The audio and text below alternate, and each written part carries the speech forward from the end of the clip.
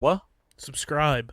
Subscribe. We'll highlight all that. Don't you worry. Just But of saying, course, you gotta remind people. You want to Subscribe right now. subscribe. subscribe. Of course. Philadelphia, baby, you're gonna love it.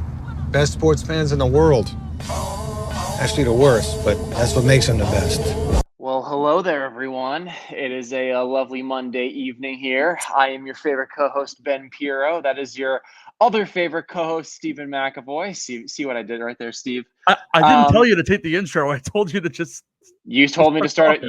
You told me to start at 3, so I'm starting at 3. So now you're I cutting wanted into you to my tell your 10 minutes. story. You're cutting into my 10 minutes. Please be respectful.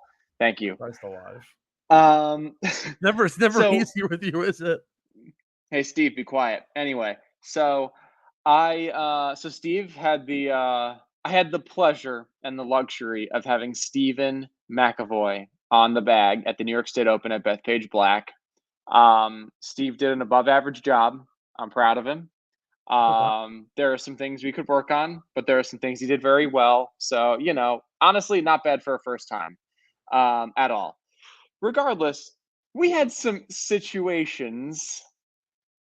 I must say, I have never been yelled at by so many people in such a short amount of time, believe it or not. And I must say, so just to keep it short and sweet, Steve and I on the first day, we're teeing off on number 10. And so how you get to number 10, they shuttle us out there. And for whatever reason, probably because the morning group, they were slow. The morning groups were slow. So they were behind on shuttles. And so there's usually 2 that just kind of rotate basically. And so we're waiting.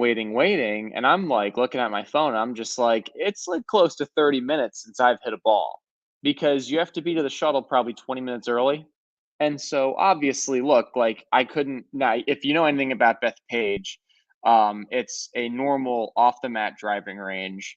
They give us balls for free, but it's not a lot. Like they really skimp. And so I'm not about to go over there and pay for more balls to hit like 5, especially when I don't even know when the shuttle is going to be there. Yeah. So I decide there's a putting green by the parking lot of Bethpage, right basically in front of the clubhouse. Now, the main one for Bethpage Black is behind the clubhouse by the first hole, but when the U.S. Open was there, when I was there, I remember seeing Camilo Villegas putt on this putting green. So it's, so I see a fellow pro who I know personally chipping over there. And look, like it says no chipping, but no one's saying anything to us. So I just start chipping because I need to like be making contact, stay somewhat loose because it's been a while since I've hit a ball. This lovely gentleman decides to say, "Hey buddy, no chipping." And I said, "It's fine." He goes, "No, it's not fine." I said, "No, it's fine." And he said, he basically, he kept getting closer and closer. And there was like a green metal fence between us, but he still kept getting closer and closer. He was yelling at me and he was causing a scene. And basically, he just continued to yell at me, saying that there's no chipping. And then I said, "Sir, I have a tournament." He's like, "I don't care what you have. You can't chip over here." And I just looked at him and I said, "Go to church." And then he called me an asshole and he continued to walk away. My friend, who's the fellow pro, looked at me and said, "How about that, Ben?" I was like, "Yeah, I guess I make friends everywhere I go." The best part, though, is that the 2 random guys walked over to me. They're like, "Hey, when he comes back, make sure you keep chipping." Dude, I don't know who it was, but by the way, I didn't even realize that you had the fence dividing you guys. But the fact that like people, particularly the people at Bethpage, I feel like are very grouchy old men types. Like I was telling you how like all the starters are all just like grouchy, like 20 minutes before your tee time, like be sure to be here. Like, bro, it's like bite me, dude. Like, exactly. Like, what are you gonna do? You're gonna tell me I can't golf? Yeah. Like, what the fuck? No, but probably the better story of the 2. And shout out to the local Hilton out in Bethpage. The night going in, I remember second day we teed off at like 8:30, 8:43. So I show up at like 7:10, and I see you putting, and like you have that like flushed look in your face, where either you slept horribly, or you were peeved. I didn't realize that it happened to have been both. Yeah. So, and just so you know, so just to piggyback off what you said, how like people can't like mind their own business. Yeah. That's essentially what you said, right? Yeah. So then like the guys by the chipping green were like, they're like, man, like some people can't like mind their own business. I'm like, yeah, I know. Regardless, though, so the better story from Bethpage. Maybe the story of the week, honestly. So my mom's like, don't say his name. Mom, I don't know his name. This is from Bethpage. Oh my God. Just a dude. This guy. So I get to my hotel, and it's a giant hotel, and like it's massive. I'm pretty sure it was like a corporate building. Is it the one by Adventureland? Maybe. I don't know. I was so tired I wasn't paying attention. So it's a big hotel. Now look, I do stay at Hilton's regularly. I am a proud Hilton Honors member. I have had some interesting experiences at them this summer. This is probably the worst. It's probably 11 p.m. My neighbors are playing their TV really loud, like really loud. I didn't say anything. Eventually, I fall asleep. I got to be up at like 5. And so it's already going to be a short night for me. I'm waking up on and off at between like 11 p.m. and 1:30 in the morning. And it's like these people next to me, from what I later found out, were a husband and a wife. They were blasting music. They were like just wasted, just absolutely wasted. And they're just like talking at the top, like they're so loud. And I got so annoyed after being woken up for like the third or fourth time. We had one of those doors where you can like join the rooms essentially between us. Now it was locked, and I just banged on the door and I said, it's 1:30, go to bed. And the guy didn't like that. And because look, here's the thing. At 1:30 in the morning, whether you're drunk or sober, all logic goes out the window.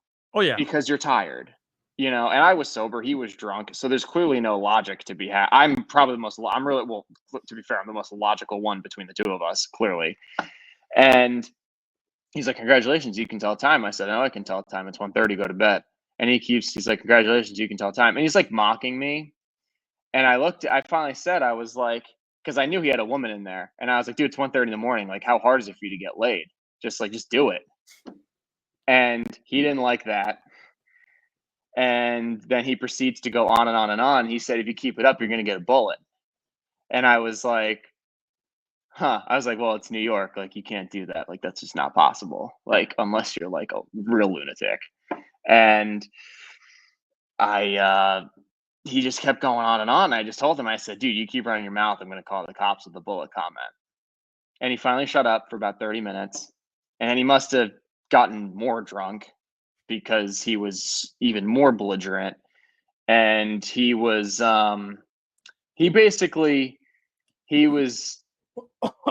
making racial slurs, homophobic slurs, telling me this MFer is not going to sleep tonight, like all this stuff. And he just kept going on and on and on. He was talking about like what he was about to do with his wife. It was like, I'm not kidding. And I'm not even telling you the details, because I don't want this to get taken down from YouTube. Yeah, exactly. I can't, and Steve knows the details. It'll come out eventually one day, but like, because it's our show, I don't want this to get taken down. It was rough. It was a hard day. It was disturbing. It was very, very disturbing. To the point where like, I don't listen to noise while I sleep. I usually sleep through the night. I like go on Spotify at like 2:30 in the morning because I'm still awake. I am wide awake. I'm like, noises to help you sleep. I put on some green noise, and like, it didn't help me fall asleep, but it like drowned the guy out, so I didn't have to hear him like yelling at me. He's like, because he's still instigating the whole time. And by the way, he wanted me to go into the hallway to fight him. You could have taken him. Oh, I know I could have, and especially because I had 14 clubs. The guy wouldn't know. The guy doesn't know what's coming. All right, now, because I had made the joke though. what's the club that you pull? It's going to. So here's the thing. It would be a spare club. It would be a club that I have a spare of. So it probably would have been a 50-degree wedge because I have those at home, and my mom would have been coming. So I could have been. And that's the wedge I use the least. So the grooves wouldn't have been as worn. So that's probably the club I would have used. And it's a steel shaft too. Like, it's a steel club. Hey, look. You know what? People will say, "Hey, always bring a gun to a knife fight." Honestly, a golf club to a gunfight, you have a pretty good shot still. You had a pretty good chance. At least the way I view it. But essentially, like, I wake up, like, it's eventually, like, you know, I take my headphones out. They're pretty quiet now. I know, like, someone had said something to them. It must have been another person staying on the floor. And so then he, like, oh my gosh, they started watching porn out loud. Have you ever watched American Psycho? No. First of all, a great movie. You need to watch it. So, and I think you'll find this absolutely hilarious. There are scenes where Christian Bale, who plays this guy Patrick Bateman, the main protagonist, he'll like work out and do like crunches while listening out loud to porn. Jesus. But like it's so obscenely funny when because he's just doing these like super excessive crunches and just hearing loud screams and moans, and it's actually kind of hilarious. Yeah, and then from 4:30 to 6 a.m. they argued. That's a great couple. So that was great. Yeah, I wanted to tell him that my brother's a divorce attorney if he needed any help, because it sounded like his marriage wasn't going too well. And then today, oh my goodness, I've had a week. So today, I'm playing in a qualifier for the Med Open, one of our most prestigious tournaments here. And it's raining. The weather sucks. Like, no one wants to be out there ever when it's raining. The course is soaked. And this gentleman, who will go nameless, mother. Shout out Deb. It's not that hard to figure out who it was in my group. There's only 2 other guys in my group anyway. Like, come on. So it's not that hard. One of the guys, he ends up hitting it like way left in this hole, like way left. And he hits it into like some pretty thick fescue. Now look, as someone who is very health conscious, I am not putting myself in a position to potentially get ticks. Yeah. And then Lyme's disease. I'm just not doing it because I know people who have had it, and it's just a debilitating disease and it destroys your immune system. Like, it does. And so this guy hits it way left, and I'm just like, I'm not going in there. Like, he has 2 other people, his caddy and the other kid in my group, helping him. Like, whatever. Like, so regardless, I go find mine, because none of us hit the fairway. All of us were offline. I go find mine. I find the other kids next to a tree. And then as I'm walking to help the other guy, they find the ball. I start walking back, and he was just like, he's like, next time you should really, he's like, starts yelling at me. He was like, next time you should help, look for the ball. And I was like, all right, well, like, I wanted to go like find mine first, and then, make sure. He was like, well, like, he's like, it would be much better if you were over here once the 3 minutes started. And so that way, we could help you when your 3 minutes starts. And I'm like, all right, all right, buddy. I was like, I got it. Like, I got it, dude. I got it. And so he keeps going on and on. He's like, use your head. And I was just like, got it. I said his name. I was like, got it. And he just kept going. We finished out the hole. We get to the next tee, and he brings it up again. He keeps talking about it. And so I said his name, and I said, I heard you loud and clear. And he finally shut up. And so essentially, I made it my personal mission to stripe every single fucking ball today in his face to make him feel as bad as possible. And I did that. And he would say, he tried like mine. This guy was an idiot. I had just 3-putted my 11th hole. The ball U-turns around the hole for bogey. So obviously I'm not thrilled. And so I get to the next hole, which is a par 5, and I hit just like the most beautiful high fade ever off the tee, just right down the middle. And he's looking at me and he's like, "What's your ball speed?" I was like, "I don't know." It's like, what? Like, don't even talk to me. Like, why are you talking to me? Was this like an older guy? Yeah, I'm not gonna say. Yeah, because I found this guy and he feels like a fucking stiff. So Stiff. yeah, yeah. Well, it's quite funny how I'm the one that's supposed to use my head. Meanwhile, if he ever said what he said to the people he works for, he'd be fired pretty quickly. So yeah, it's quite an interesting last week or so, I must say. Yeah, you've been having quite the time. Well, first of all, proud of you for advancing. You had a rock solid 2 under par round, so great playing. Bethpage was a little bit rough, but you know what? We each had a bit of a long week, so at the very least, you got a pretty cool head cover out of it, which is pretty cool. I did get a cool head cover. We got some beer. It was fun. we got a lot of free beer. The photo will circulate on Instagram too soon enough. You know what? I gotta be honest with you, man. For not having my best stuff, it's always nice to make a check. So exactly, all that matters. Yep. So making the money is very nice. Making the money is very nice.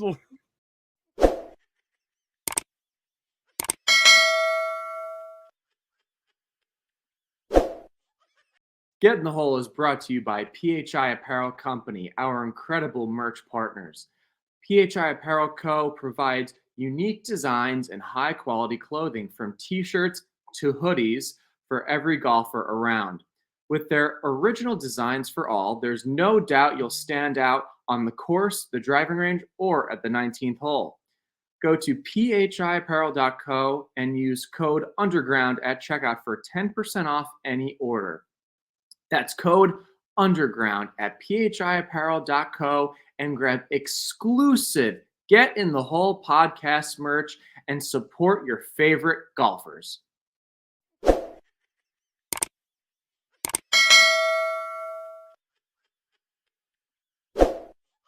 Hello and welcome in to the official intro of the Get in the Hole podcast. Stephen McAvoy, Ben Pirro back on the seat following a impressive week out at Bethpage. We are coming to you live from the Underground on the Underground Sports Philadelphia podcast network, streaming live on Spotify, Apple Podcasts, YouTube, or wherever you can get a hold of us, bringing you all the news, analysis, and betting tips from across the golfing world, including not only the PGA, LPGA, Corn Ferry, and LIV Golf tours, but we have a very special week in the works, the Paris Olympic Games 2024 in Paris. First time actually in Paris, I believe, in 100 years. I think the last time they were in Paris was 1924.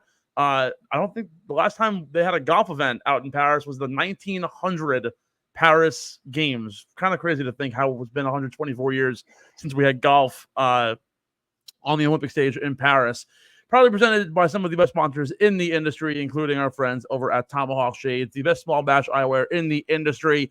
Founded on Long Island and rep by some of the biggest personalities in sports, including Chris Hogan, Kyle Harrison, and Paige Baranek. Tomahawk Shades is guaranteed to keep you looking fresh in the first hole to the 18th green. I must say, as of right now, looking at groomsmen gifts, might be purchasing the groomsmen set, getting a bunch of shades for the fellas. Ben, if you want to get in on that, let me know. We can try and hook you up for some good shades. Wait a minute. Wait, you're offering me free sunglasses to wear at your wedding?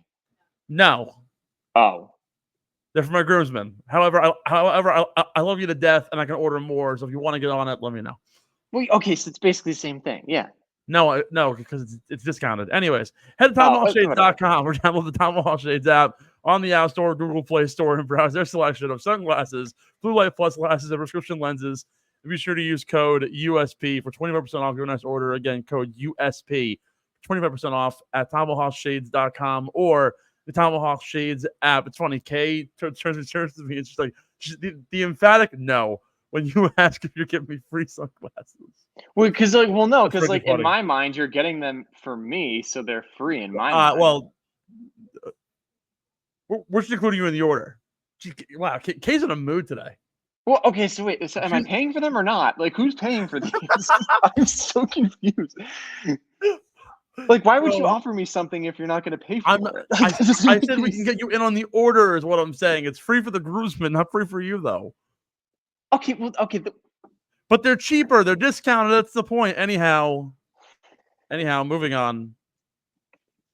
It's a good Monday here in the Underground. Once again, I'm your host, Steve McAvoy. Joining me, of course, is the looks and the muscle of the group, Ben Pirro. You can find him on Instagram at BC Pirro, and you can find myself on Instagram and the machine, formerly known as Twitter, at Real Steve McAvoy. So before we get into the breakdown of what's really on everyone's minds, the 2024 Paris Olympics, we do have a bit of an update in terms of what's happening on PGA Tour circles. Johnny Vegas, big boy muscles. I don't know if you were looking over the show notes and trying to like come up with points, but the most staggering thing that I possibly have ever seen, and I don't know as our native historian if you have seen anything crazier than this. First of all, he converted his first 54-hole lead. It's his first win since the 2017 Canadian Open. He shot even par on the front nine for the week and shot 17 under on the back. Talk about a tale of two sides of the scorecard. Absolutely ridiculous. Now, so Johnny Vegas, big boy muscles, getting his way onto not only the majors for next year, but also we'll get basically all of the exemptions that come with, of course, winning on the PGA Tour. That, although, is not the story of the week. The story really comes down to what's happening over in Paris at the Olympics. It's okay. Hold on. Oh, We got to give Johnny Vegas his flowers real quick. Okay, all right, I'm sorry. I'm sorry. We like you can't just go into the next thing without like this guy. He's a type of player, very physically gifted. Went to the University of Texas.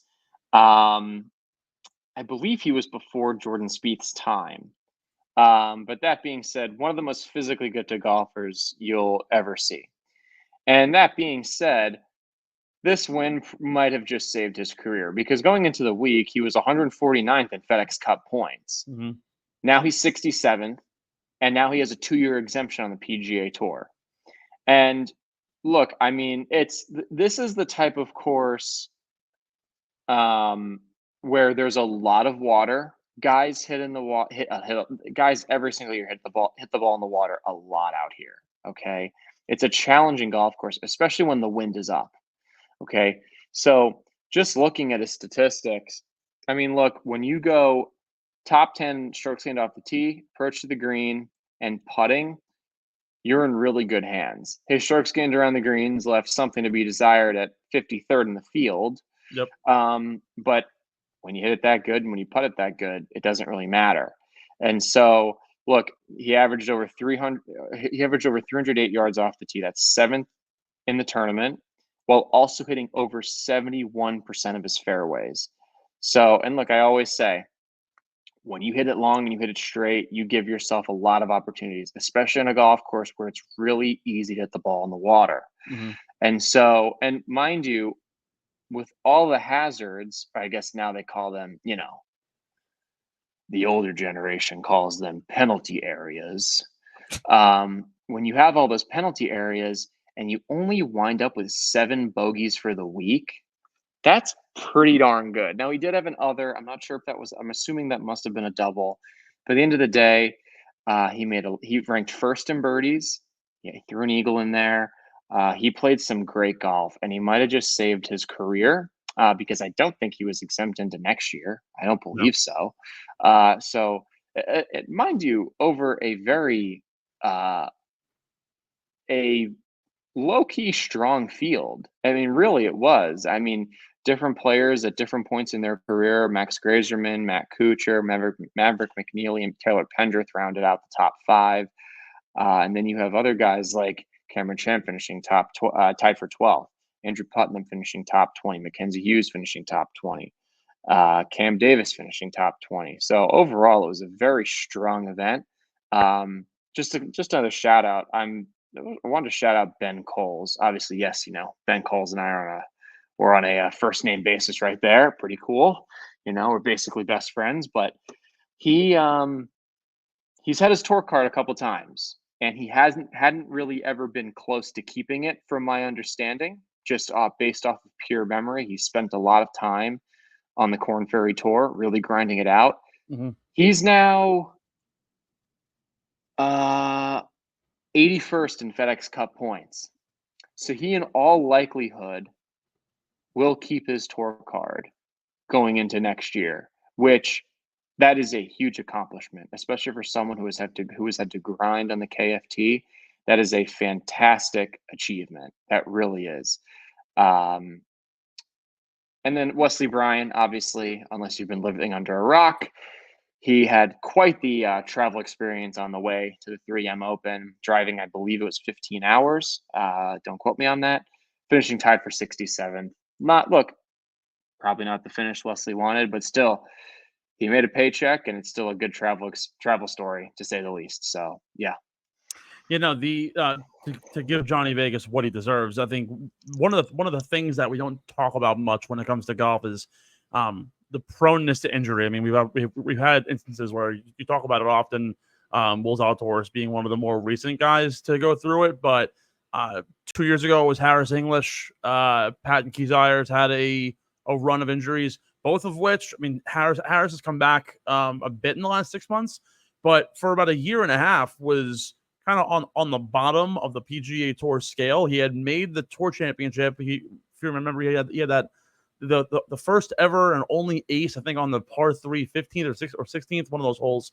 And basically after that, kind of just ran out over the off season. Had to get surgery. Didn't play for the majority of the year. Same thing happened to Daniel Berger recently, and now he's struggling to even try and get back to his personal form. Was at one point a top 25 golfer in the world right around the pandemic, and then has recently just fallen off. Vegas almost missed he missed basically the entirety of the 2022-23 season.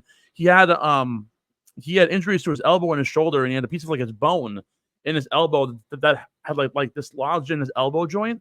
So he had surgery, had 9 months of PT to try and get back up to speed. Basically underwent another surgery because they missed a spot and told him, hey, we're never really going to be able to get your shoulder back to full health.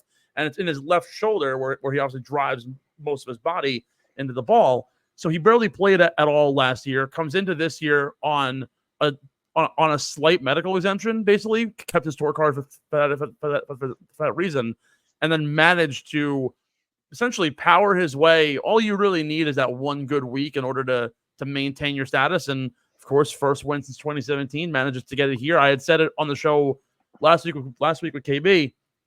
If you want to win here, you got to be able to hit it far and straight. Obviously, I didn't think about Jhonattan Vegas in my beer money picks, but I had mentioned guys like Cameron Champ, who his last PGA Tour victory came here. Tony Finau has won back-to-back at this place. If you can hit the ball far, you can hit the ball straight. Everything else kind of rounds into form. And Vegas for the whole week, leading the field in strokes gained total, but also the more important stat really is fifth in strokes gained tee to green, and he had a third round 63, which is the lowest score at TBC Twin Cities. So a very smart, very strong moving day in order to get into the 54-hole lead. And once you're at that point, there isn't really a lot that you need in order to convert. Of course, Max Greyersman had an 8 under final round to push him to one back. But good for Johnny. He deserves the spot. He was good, or actually really good, in 2020 when he had also made the Olympics back then. Finished, I think, tied for 16th. He was the lone representative for his native Venezuela. Sebastian Munoz wasn't even in the field that week around. So you could really see what happens in only a 4-year span to go from where he was in 2020 all the way now to 2023 and now 24, where he's finally back to the mountaintop. So good on Johnny. Yeah, it's, look, I mean, you always love these redemption stories in sports, and that's what makes sports just so incredible, and I think us as people, normal people, hypothetical, just, the overarching, we have, yeah. I know I play professionally, but I live a much more normal life than they do, and yeah. You live, a very normal life too. People like us, we gravitate towards what? Do I live a normal life? I don't really know. It depends, but anyways. Do you live a normal life? Yeah.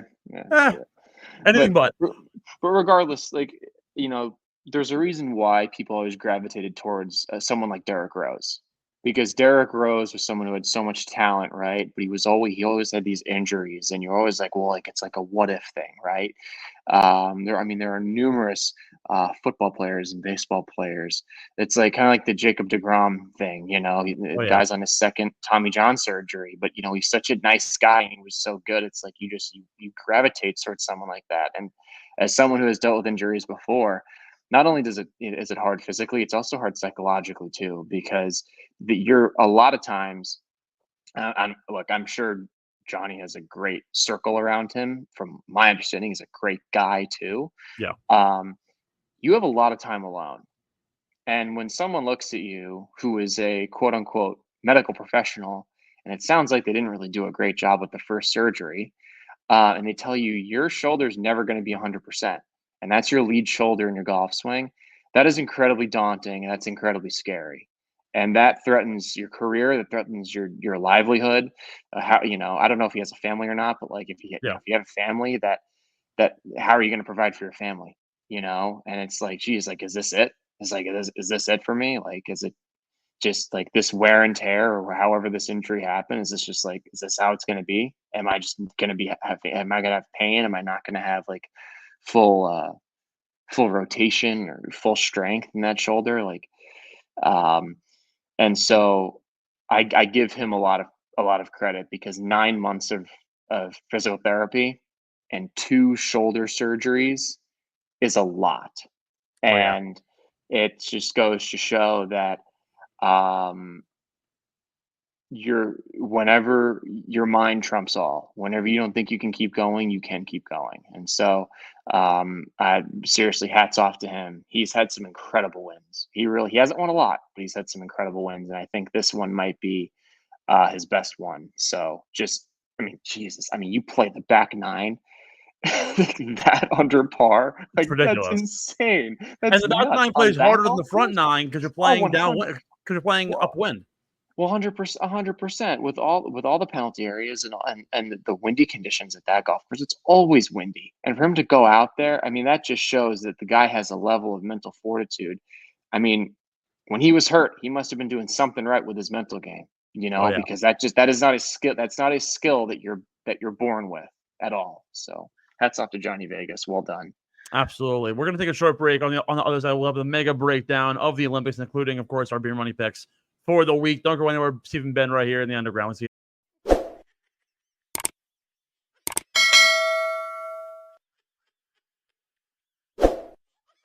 Hey everyone, it's KB, and I am beyond excited to bring you this breaking news about a new project here at Underground Sports Philadelphia. Introducing Light the Flame, an Olympics podcast where all of your favorite Underground Sports Philadelphia personalities will come together to discuss, banter, and break down the Olympic Games. Coming soon wherever you get your podcasts and on our YouTube channel throughout the 2024 Olympics and beyond.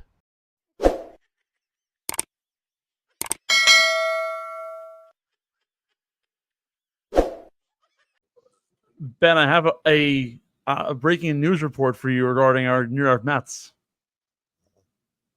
They have some pretty interesting news on the horizon. Okay, wait. Did they trade? Because I know they DFA'd Jake Diekman. That's not that, right? No, they are in deep talks to acquire a certain pitcher.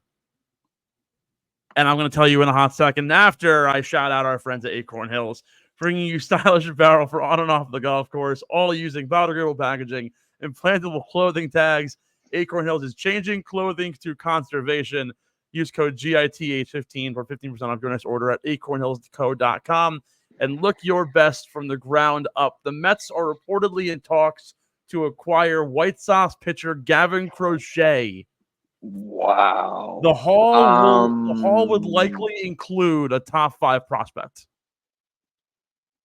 Doesn't he have like an innings limit? Like, hasn't he been hurt? Wasn't he hurt for like 2 years? Is that the White Sox pitch? Because they have a couple of guys that they're like interested in trading, right? Yeah. So he missed the entirety of the 2020-22 season. I believe due to Tommy John surgery. Yeah. Okay. Well, that's unfortunately that's normal. Otherwise, no, he hasn't had any major injury history. Of course, if they do end up getting him, he's still under team control for I believe like 3 years. So that's why the package would likely include a top 5. Yeah, he's still in ARB 2 as of next year. But the report is a possibly the deal might include catcher Kevin Pirro, which I mean they have. I was literally. So it is what it is. I was so unfortunately, Tommy John unfortunately it's very normal. So that doesn't really scare me. And I was about to say, if you're going to trade a top 5 prospect, it's got to be Pirro. It has to be. You already have a catcher. Your backup catcher's solid. We don't have the guy that you didn't like. The guy that you didn't like. Who was it? The guy that Omar Narvaez. He's gone. So it's not like it's like. But no, look. Like I think if you're I don't want to compare this to the Cespedes trade because they're 2 completely different players, clearly. Different positions, like different time in Mets history. Different skill sets. Yes, completely. But remember what they gave up for Cespedes? Like it was nothing. Like it wasn't really much. Looking back on it, it wasn't anything now, but Michael Fulmer at the time was a top 100 prospect in baseball. No. I understand that, but like in the grants, like as time progressed, it really we fleeced Detroit. I mean, it was like we just completely screwed them over. Yeah. Now look, like Paredes obviously, I think much better than Fulmer. You said, right? Was that who it was? He's much better, but we're already set at the catcher position anyway. And It's pretty clear that Alvarez is the guy. And I don't really think that you need 2 top prospects as your 2 catchers. I just think that's kind of overkill. You can allocate, like you might have to spend more money to have a backup catcher because of their service time and stuff. But if they can do that, especially with Senga being out, which is so sad. I mean, it's so sad because he pitched so well. And then literally, I flipped on the TV. Literally, the first pitch, I didn't even see I don't even remember seeing the pitch. All I saw was that the guy popped it up, and then I saw he got hurt. That was literally all I saw of Senga this year, which is so sad because he's so good. But regardless, it's all right though. Actually, Senga's because he didn't hit his innings limit. He's now under team contract for another 3 years. He could have opted out had he hit a 400 inning count. But because he didn't hit it, he is stuck with the team for 3 more years. So it's kind of a blessing in disguise. I mean, for us, it's a blessing. I still feel bad for him though, because you never want to see someone get hurt. Like you just especially because seems like a good guy too. So whatever. Exactly. Anyway, this is a golf podcast. Let's get back to business. Let's get into it. Olympic golf returns to Paris for the first time since 1908, I think it was, or 1900. LIV Golf National, par 71, 7,200 yards, roughly in length. Hosted the 2018 Ryder Cup when Team Europe knocked off the Americans. Also hosts the French Open on the DP World Tour every year. 64-man field this week across I believe like 30 or 40 different countries being represented this week. Of course, America with 4 of the top 10 golfers in the world. Most other teams fielding a team of 2 and or 1. Some quick fun facts about the golf course real quick. POA and bentgrass greens. It's funny because it's an international golf course. We don't ever call it this, but when it was built, it was considered a Florida-style golf course. Like they built it with the intention of making basically a oasis in the middle of Paris. So it was designed based off olden golf courses out in Florida of the early 1900s.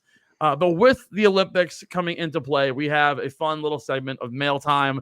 4 questions that we've actually, 2 of which actually I was given on social media. So I will, if I can find some social media handles, I will shout out those folks on here. However, we begin with question number 1.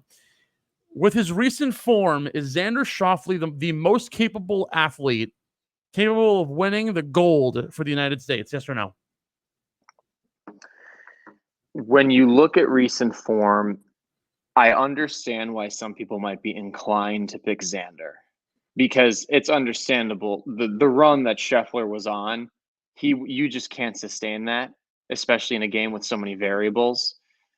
Um, I like Scotty Scheffler more than Xander. I think his track record is not even I think it is. His track record, especially in big situations, is much stronger than Xander's, even though I know Xander has won 2 majors this year. I get that. Like, that's nothing to, I mean, you can't roll your eyes at that. I mean, that's very impressive. But I just think overall, just from a body of work perspective, I like Scheffler over Xander. So, well, first of all, the proof's in the pudding that between Scheffler and Schauffele, and there's a reason why the odds boards say it, the two very clear options to win the event. Also, for those of you who don't know, it's a 4-round stroke play style, just like you see every week on tour. No cut line, I don't believe, because it's a short 60-ish man field. But the proof is in the pudding with Xander Schauffele, with how good he's been over the last 8 weeks. Leads the PGA Tour in strokes gained tee to green, approach, and putting. Overall, if you look at his putting numbers or just how he's played over the last few weeks, while the putting numbers haven't been the peak, he's only gaining about 1.5 strokes on the greens. It really is the approach play that's been the bread and butter to Xander's game over the last 8 weeks, gaining upwards of 2 strokes per 2 strokes gained. In terms of tee to green, it's been almost 3 to 4. His distance numbers have been off the freaking charts, as well as his accuracy numbers. He's number 3 on tour in driving distance times accuracy. So when you look at it that way, the proof's in the pudding with why Xander Schauffele should be considered a winner at this course. Not only the fact that he also dominated a similar-ish golf course in Tokyo 4 years ago, he carries this kind of mentality that not many golfers in this field possess, with the exception probably of Scotty Scheffler. I think Scheffler's thing is that while he's been better than a top 20 finisher in every single event the entirety of the year, and of course he has 6 wins. I do think that there's a skid coming at some point. There's a bit of an offloading, and I said this months ago, and I mentioned it last week with KB.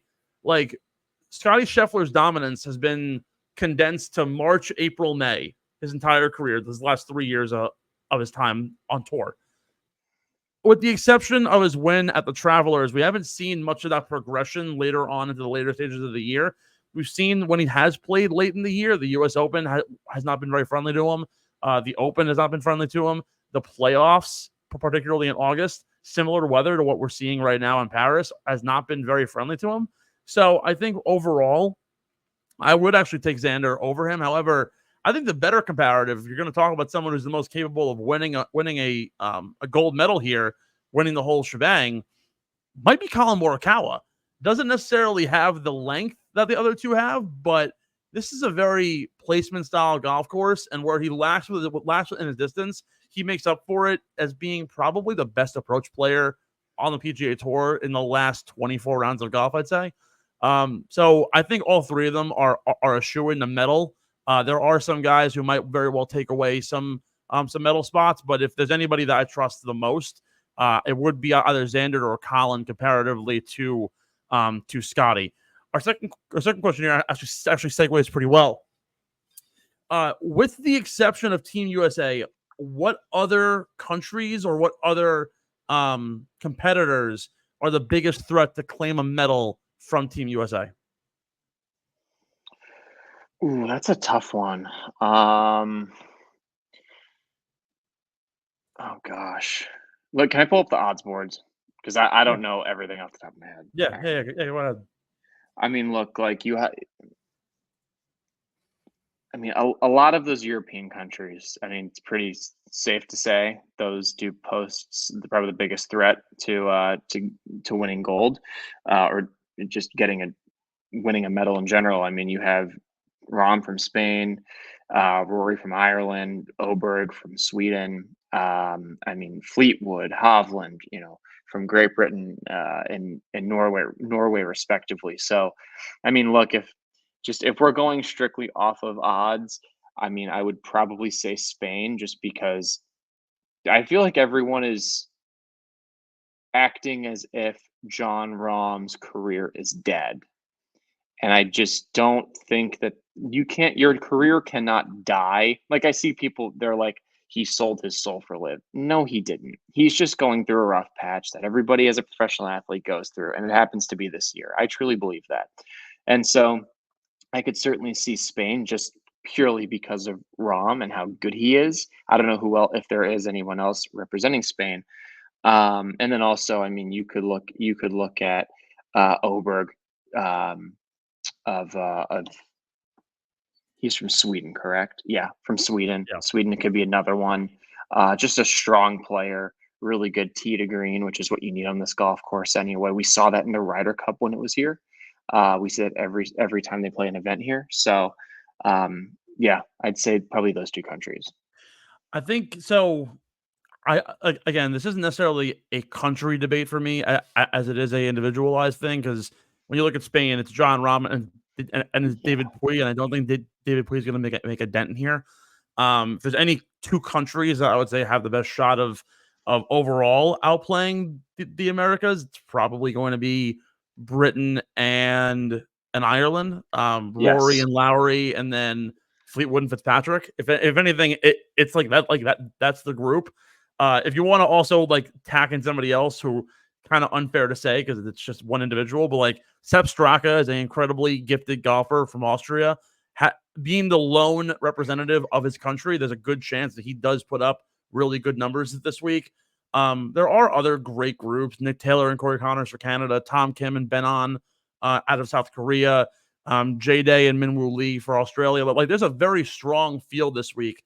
But at the same time, when you look at the overall makeup of who's going to play well in this golf course, I'm looking specifically at those guys who did have long tenured careers on the DP World Tour, which is making me think Fleetwood and Fitzpatrick may actually be the one country if the U.S. doesn't medal out, if we don't see an All-American medaling group or even two of three, I think both of them could very well make a jump. However, again, look, between Scheffler, Schauffele, and Morikawa, I wouldn't be surprised in the slightest if all three of them claim the podium this week. I really do. They're all incredibly gifted. The form is there. The only other person form-wise of this group that would make sense is Shane Lowry after a really good week at the Open and has been playing golf out here for the last 2 weeks. I don't think Rory's there. I don't know if I'm that bullish on Matt Fitzpatrick, and I know Fleetwood has a ridiculous track record, but I feel like every single time I bet on him, he always bites me in the ass, so I don't know. But those are really kind of the groups that I'm eyeing there. So I'm not sure if you were keeping notes on this, but only 7 LIV golfers are in the field this week: John Rahm, Adrian Meronk, Joaquin Niemann, Mito Pereira, David Puig, Carlos Ortiz, and Abraham Answer. Louis Oosthuizen is out in his first Olympics in golf, as well as Sergio Garcia. Should the International Golf Federation change their rules to allow more LIV golfers into the field? So the IGF utilizes the OWGR and a bit of an extra metric in order to determine the people who qualify for the event. Do you think the IGF should change their ruling, to change their metrics to qualify, to not only allow more LIV golfers? I think I'm going to expand on the question a little more, to just allow more than one person to represent their country for a particular portion of the field? Yeah, I mean, I think that I have a hard time. I feel like this. Number one, they need to have a larger field for this. It's the Olympics. They should have a 144-man field. You know, that's how it should be. And like a normal tour event, I believe it's always 144. That's how it should be. These are the best athletes in the world, and there should be more golfers representing their countries, 1,000%. Now, to the LIV concept, to the LIV portion of this question, I do believe that there needs to be a little bit of a shakeup with how they're going about selecting these players. Okay. You and I have talked until we've been blue in the face about how the OWGR is outdated, how it needs to change, how their metrics aren't entirely accurate, and everyone knows it except for them. And they're just, I don't know if it's just a denial thing on their part or a stubbornness. They don't want to change, but that's just, you and I are on the same page with that. I just, look, I mean, there are certain countries where it's going to be a lot harder to represent, say, like, look, the United States, it's very, very difficult. There's 4 guys from the US, and those are 4 incredible players. But at the same time, it's like, you could easily supplement like Brooks Koepka in for oh gosh, Wyndham Clark, Wyndham Clark. You could totally, or even Bryson. Or oh my God, yeah, or even Bryson. You could totally supplement some guys in, and look, you could say that for any country, honestly, for most of them. So, that being said, yeah, I mean, I totally think that they need to make some adjustments. Number one, you have to have a larger field, and I think by expanding the field, that will allow you to get more representatives from different countries as well. I do, and I think that's that should be one of the goals of the Olympics, and usually it is. But I think there are and look, we said this. I think I said this to you a couple weeks ago. This is an opportunity for some guys where if they did have more of an expanded field, a traditional 144 player field, for guys that you've never heard of, to put their name on the map, actually. And that could be a very beautiful thing for their career, because all of a sudden they get some TV time, and maybe the DP World Tour or the PGA Tour. They're like, you know what? Like, this guy just finished top 10. We'd never heard of him. Finished top 10 in the Olympics, where the best athletes in the world play. Let's give him a sponsors exemption, see what he can do. Or let's give him like a handful of starts and see what he can do. And I don't think that that would never be a bad thing. It would never be a bad thing for you to have a full field where more players are representing more countries. It's not, because we all live in sports for the Cinderella stories anyway, right? Where it's just like, I mean, how cool would it be for someone from a country that isn't known for golf, hypothetically, isn't known for golf, you've never heard of the player, and they're in the running for like the bronze medal or even the gold. I mean, that would be so cool. And we don't have that opportunity right now. And I do think with golf being fairly recent back into the Olympics, I do think that there is a lot of room for change as well. But that's something that they need to change, in my opinion. Yeah, I mean, there is, of course, you don't have to particularly participate in the Olympics. Like, I know and it's a little bit different because of like situationally with like military service and time. But South Korea, the reason why they have Ben on and Tom Kim in the field and not someone like Sunjae Im, who's definitely higher in the ranking, is because he's already bypassed his need for military service. So he's giving the opportunity to Tom Kim and Ben on in order to attempt to medal, in the hope of getting out of their conscription by the age of 28. But when you look at the overall field, there are guys who are playing this week who, for the most part, and like with the exception of you and me and the real golf hardos, don't really know. 83rd in OWGR out of Japan is Kita Nakajima. We know who he is. But like Victor Perez, 78th in the world. He's somebody who's largely a DP World Tour player. Both players coming from India. Not Anirban Lahiri, but rather, let me pull up the names quick. Playing out of India, we have, oh my God, I gotta scroll down here. Jesus. Shubhankar Sharma and Ganji Pular. Like, these are 2 guys who are both in the mid 200s in the OWGR that you've never even heard of. Matteo Bonassaro from Italy is teeing it up with Guido Migliazzi.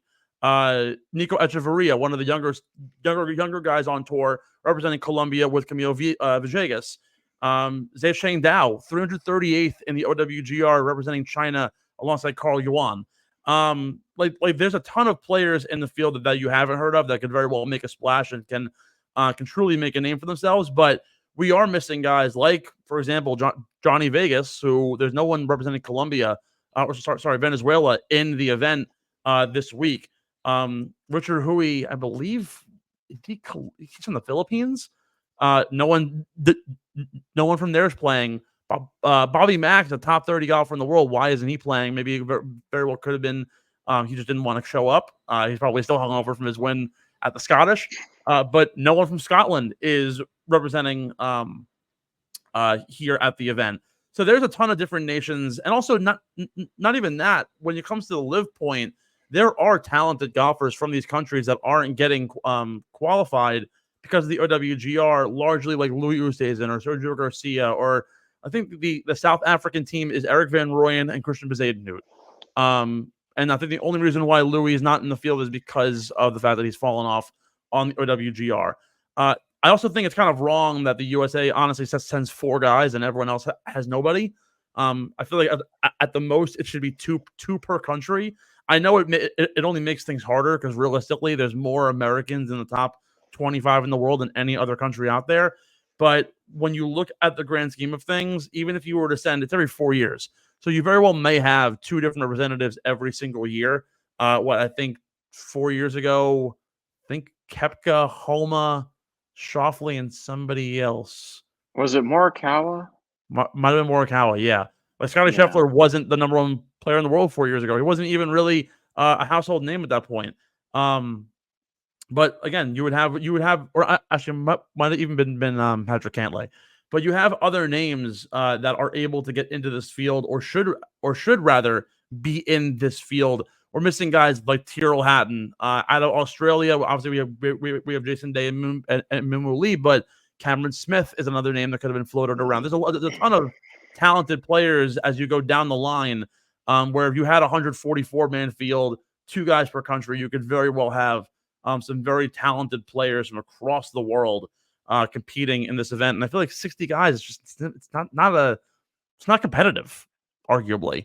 And it's tough for a country like take Poland, where it's just Adrian Moronk, where you only have 1 guy that could possibly medal. Even if you have only 3 people in the Olympic field and one of them is a golfer, it's still you're getting to represent your country. And a lot of these countries also give you statuses for being able to qualify for the Olympics too, which almost makes it again almost genuine that we have 4 Americans posed to 2 to 1 or maybe even nobody from a certain country, which also segues in well to our final question here from Twitter. Should the Olympics change from a stroke play event to a match play event if they were to expand the field? With the field being only 60 guys, I think it would also be more compelling to do almost a match play style over 4 or 5 days, considering it's happening for 4 days. The Olympics is 2.5 weeks. It'd be pretty cool to see a 144-man match play field. What do you think? Logistically, I just don't think that is possible, because normally, so when you look at when way back when the WGC Dell match play was the Accenture match play out at Dove Mountain. It used to be just the top 64 players in the world, match play, US amateur style. You show up, and as long as you play your match, even if you lose, you get paid, whatever. But in the USAM, US Women's Am, they always have they have stroke play, and then it's the top 64, and then you go into match play. A full field of match play, that is incredibly difficult, especially because do we know where the next Summer Olympics is being held? LA. Okay. Well, Riviera, baby. That's right. Okay. Well, logistically, it's really hard for professional golfers to be somewhere for 7 days. It's really hard, especially when it's in the middle of the year. So now look, would it be more feasible when they're at Riviera to do it for the Americans? Yes, because a lot of them play on the PGA Tour anyway. A lot of these guys play on the PGA Tour. But hypothetically, let's just say if it wasn't in LA, if it was in Italy, the next Olympics, there is no way that you could have guys sacrificing in the middle of the summer 6 or 7 days, because you got to see the course, and then you're probably playing 2 matches a day. I mean, they are going to be dead tired, especially because now this is the big push into the FedEx Cup. So I just think if they were to do something like 144 guys, you cut it down to 64, and then you go into match play, I think that would be more That'd be cool. feasible. But because that's what they do for the USM. That's what they do every single year. I believe it's 144. But to start it off at match play at a full field, that is asking a lot of guys who look. They are obviously honored to. It's an honor to represent your country, but that is a tall ask. That's very, very difficult to do in the middle of the summer when your job requires you to be in the U.S. Yeah. Like pretty much right away after this, most likely. The only knock that I have on your point would be that I know the DP World Tour gets 2 weeks off, so they're taking off a extended period. The event following the Olympics is the Wyndham Championship. So for the most part, a lot of the guys who are in the field this week aren't going to be playing that anyways, because most of them qualify for the playoffs already. With the exception of like Sami Vamelka, who has got to go out for Team Finland, probably gonna end up playing next week if he's even qualified for it to try and get into the playoffs. There are those exceptions. There are those like rulings. For the most part, like Scottie Scheffler has nowhere to be for 2.5 weeks. He could very well go play for 7 or 8 days. He's already on vacation with his wife and his kid. By the way, the photos of them in the Louvre were hilarious.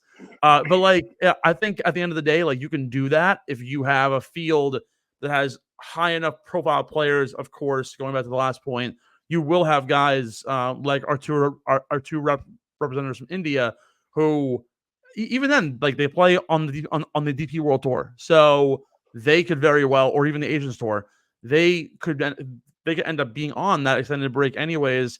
And you're not that far away because the DP World Tour is still in that European area and Africa and so on. So there's a chance that really, with the exception of the PGA Tour guys, if you don't have to be in America the following week, you do have 2 weeks off. So I think it's a plausibility.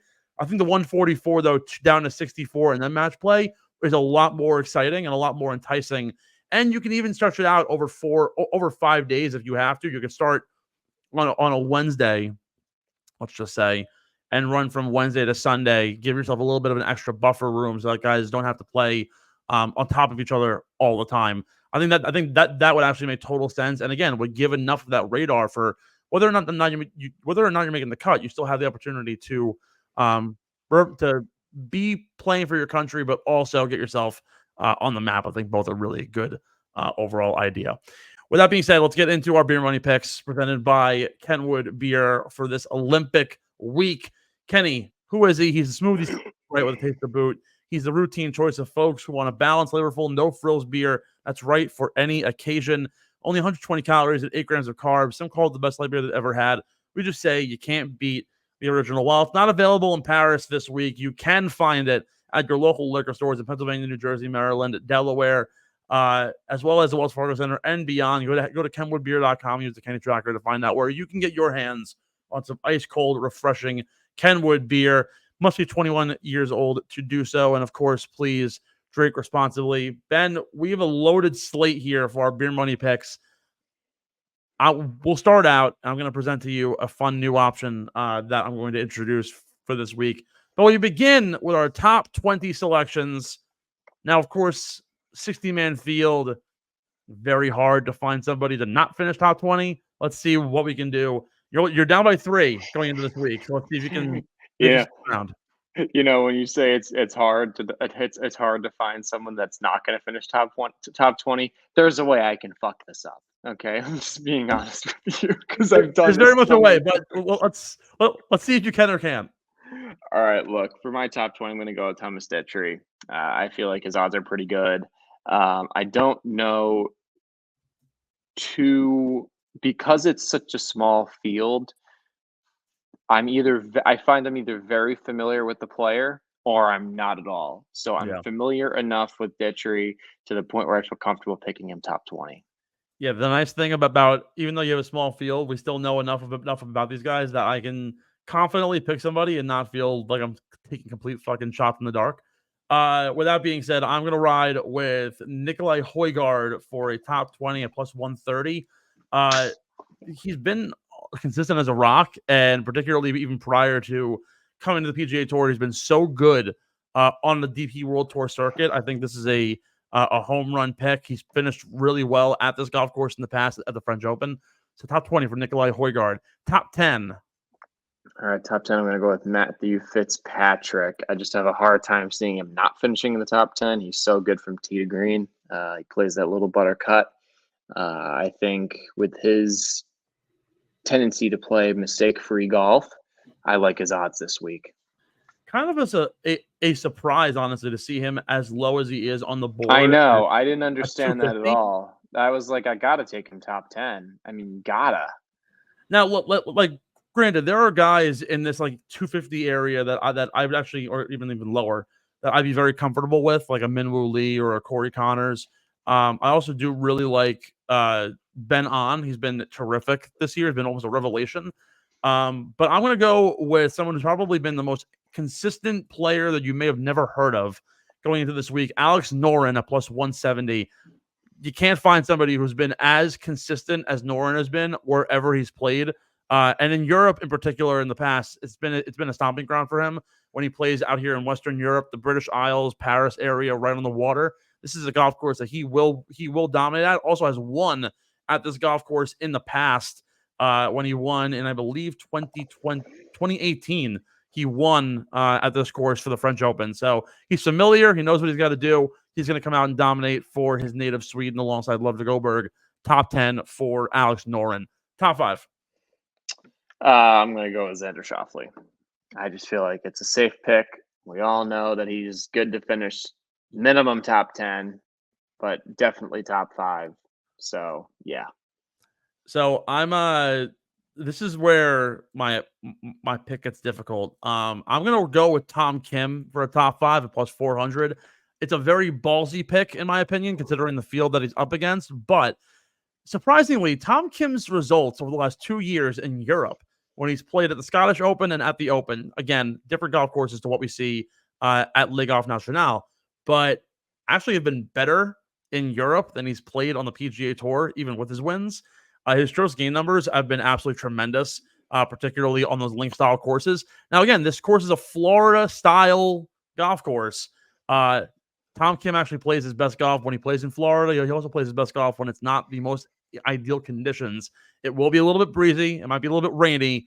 I think this is a really good spot for Tom Kim to thrive and show that he is truly one of the greatest golfers, and not only in South Korean history, but right now in the world, one of the best out there.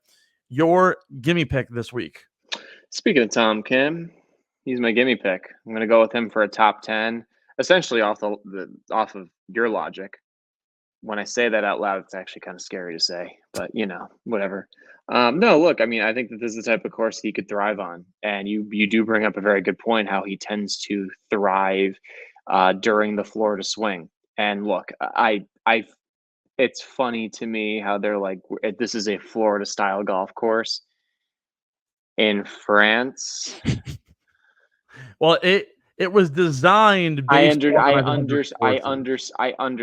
that. I get quote it. unquote. All right, I get it. But like, there's a reason why Florida golf is like the hardest place. Florida's the hardest place to play in the world. It is, and I'm sure that there are going to be some similarities. I just don't know if it's going to be quite like the level of like a PGA National in February or a Bay Hill in March. So that being said, I like Tom Kim for a top 10. And I think, honestly, he has you bring up a very good point about how he has the chance to become one of the greatest golfers in South Korean history. He really does. The start to his career has been meteoric.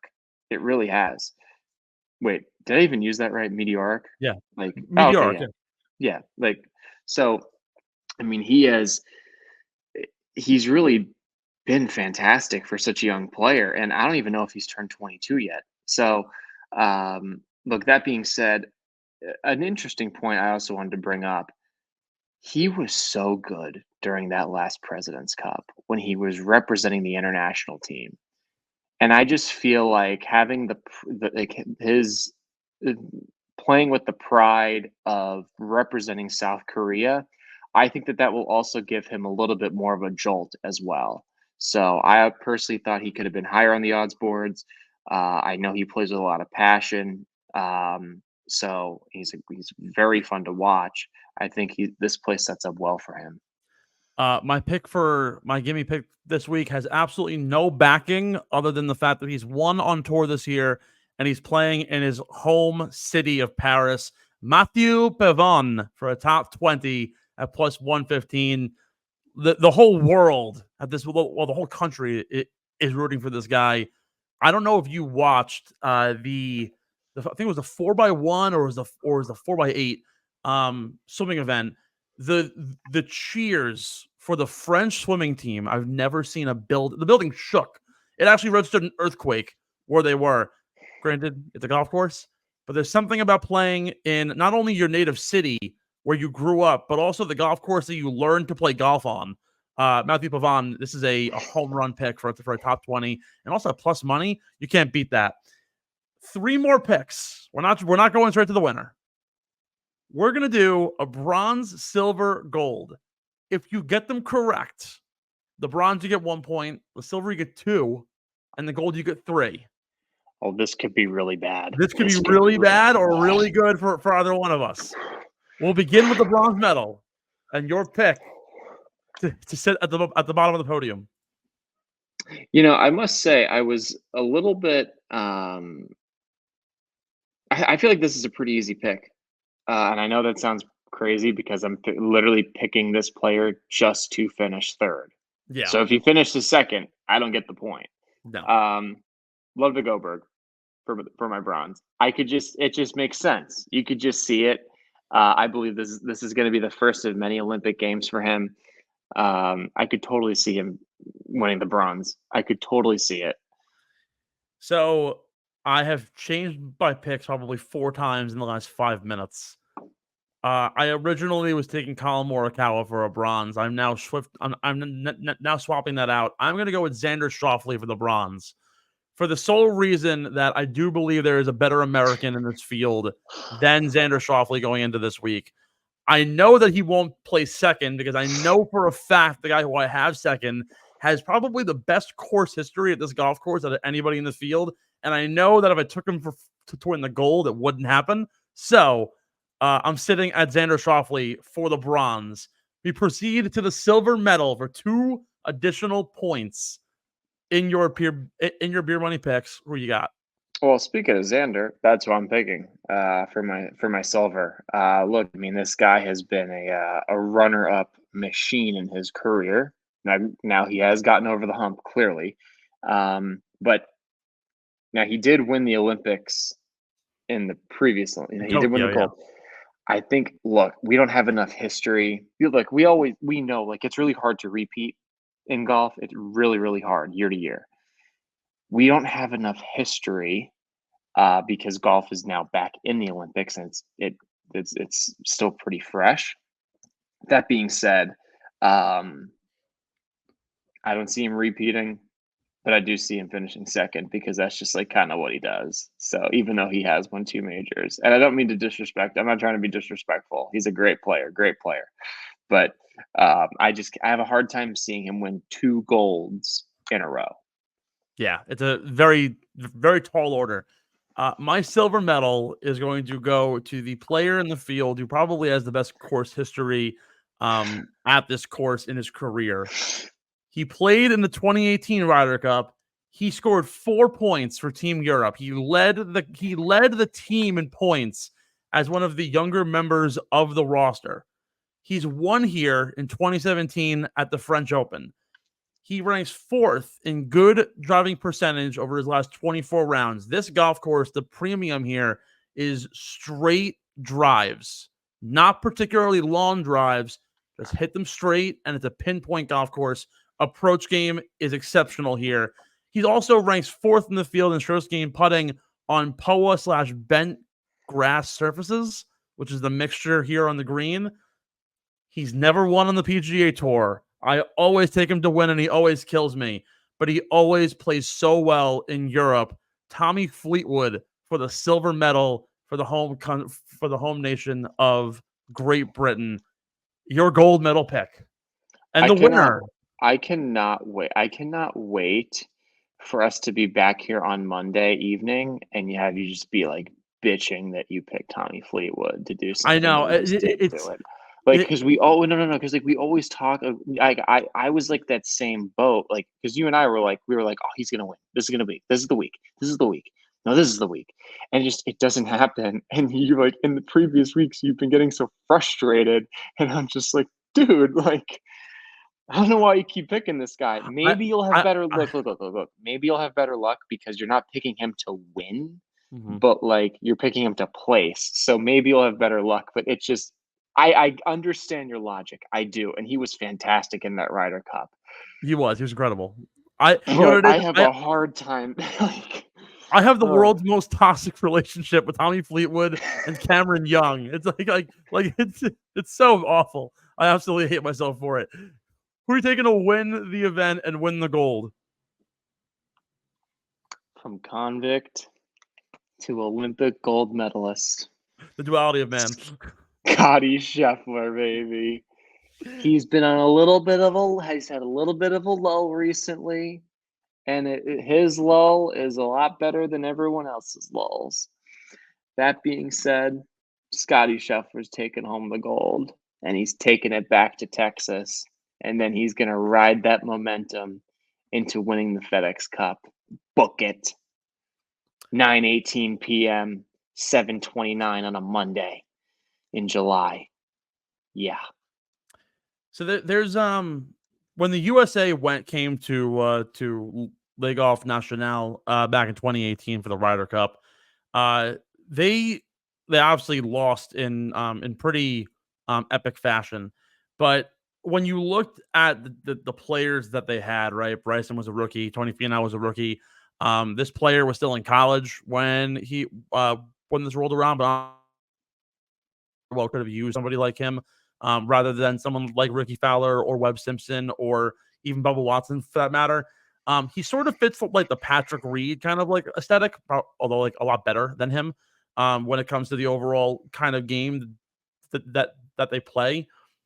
But this guy, a American, is first in the field in good drive percentage. Again, driving it straight is a premium. He's the fourth best player in the field in stroke gain approach. He's the fifth best in stroke gain off the tee on less than driver level courses. You don't have to have a driver on every single hole here. It's a gettable golf course. Length doesn't necessarily help you. It's all about pinpoint accuracy. He finished for third in the last Olympics in Tokyo. He actually lost out on the bronze medal due to a 7-man playoff. I believe it was CT Pan who won that leg to get the bronze. It's been a frustrating year for him, but he's shown that he can thrive in the hardest of situations, the big events. He finished third at the Masters, fourth at the PGA, second at the Memorial, 14th at the US Open, and 16th at the Open, and has a runner-up has won an Open championship in the past. I think Colin Morikawa will bring home the gold for Team USA this year, and it's largely due to the fact that, again, thriving in challenging conditions, he hits the ball straight, he putts it really well. It's the same reason why you've picked him for each last 3 weeks. He limits mistakes, and at the end of the day, while the field is challenging, we've seen in the past when they play the French Open, you can win at anywhere from 7 under to 14 under par. I think he can get to 11 under par and win this thing, and I think it's going to be a 3-horse race between Morikawa, Schauffele, Scheffler, and 4-man race, and Fleetwood for who's going to get that gold. But I think Colin's going to limit enough mistakes to bring it home. I think it makes sense. Colin Morikawa, the gold medalist at LIV Golf National in the 2024 Paris Olympics, back-to-back U.S. titles. It's like World War I and World War II all over again, baby. We're winning it.